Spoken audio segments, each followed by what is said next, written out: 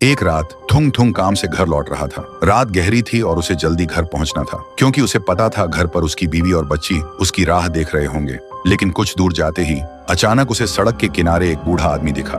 उसका चेहरा अजीब सा था और उसके आसपास कुछ पुरानी गुड़ियाएं रखी थी जिन्हें वह बेच रहा था। देखते ही थुंग थुंग उसके पास गया और बोला, बाबा, इतनी रात में यहाँ दुकान लगा के रखे हो? भूतों को खिलौना बेच रहे हो क्या? ये सुनते ही बूढ़ा कांपते हुए बोला, नहीं बेटा, 3 दिन से कुछ नहीं खाया है। अब चलने की भी ताकत नहीं बची, इसलिए दिन रात यहीं पड़ा रहता हूँ, बस इस उम्मीद में कि कोई एक खिलौना खरीद ले। ये सुनते ही थुंग थुंग को तरस आ गया। उसने सोचा, एक गुड़िया ले लेता हूँ, इनका भी भला हो जाएगा और मेरी बेटी भी खुश हो जाएगी। फिर वह एक गुड़िया खरीद कर घर की तरफ लौटने लगा। लेकिन जैसे जैसे वह आगे बढ़ रहा था, उसके हाथ में उस गुड़िया का वजन अचानक बढ़ने लगा। इसलिए घबराकर वह वहीं रुक गया और गुड़िया को नीचे रख दिया। लेकिन तभी उसे उस बूढ़े की एक अजीब सी आवाज सुनाई दी। थुंग थुंग घबराकर पीछे मुड़ा, लेकिन वहां कुछ भी नहीं था, न वह बूढ़ा न कोई दुकान। थुंग थुंग को अब सच में डर लगने लगा। तभी उसके पीछे से एक और आवाज आई। यह सुनते ही थुंग थुंग डर के मारे पीछे मुड़ा, लेकिन वहां भी कोई नहीं था, सिर्फ वह गुड़िया थी जो अब सीधा उसकी तरफ देख रही थी। तभी वह गुड़िया बोली, पापा, मुझे भी घर ले चलो ना।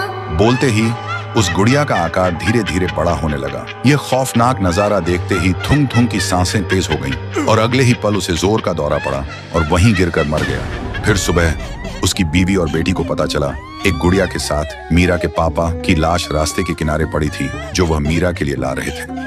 लेकिन उन लोगों को यह नहीं पता था कि वह गुड़िया खुद चलकर पापा के पास आई थी, ताकि एक एक करके सबको अपना हिस्सा बना सके। और तब से ही मीरा ने उस गुड़िया को अपने पास रख लिया, अपने पापा की आखिरी निशानी मानकर। फिर धीरे धीरे वह गुड़िया मीरा को अपने बस में करती रही और फिर एक दिन उसने मीरा को भी अपना हिस्सा बना लिया। लेकिन पति और बेटी को खोने के बाद माँ पूरी तरह टूट चुकी थी। घर का वह आंगन जहाँ कभी मीरा खेलती थी, अब वहाँ सिर्फ मौत का सन्नाटा था। माँ की हालत पागलों जैसी हो गई थी। कभी रात को उसे लगता कि मीरा कमरे में बैठी रो रही है, तो कभी रसोई से वहीं छुरी चलने की आवाज आती।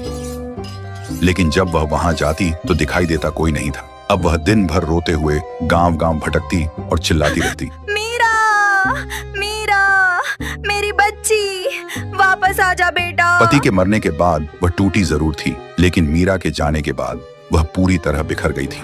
फिर एक दिन दोपहर के 12 बजे श्मशान के आसमान में कौवों का झुंड उड़ रहा था, जैसे कुछ भयानक होने वाला है। और बीच श्मशान में माँ अपने पति की कब्र के पास पड़ी फूट फूट कर रो रही थी, जैसे अब उन्हें किसी भी डर की कोई परवाह ही नहीं है।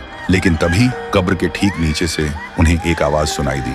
तो दोस्तों, आखिर माँ ने ऐसा क्या सुना? क्या माँ अपनी बेटी को वापस ला पाएगी, या वह भी उस शैतानी गुड़िया का हिस्सा बन जाएगी? अगर जानना चाहते हो तो अभी कमेंट करो, पार्ट 3 चाहिए।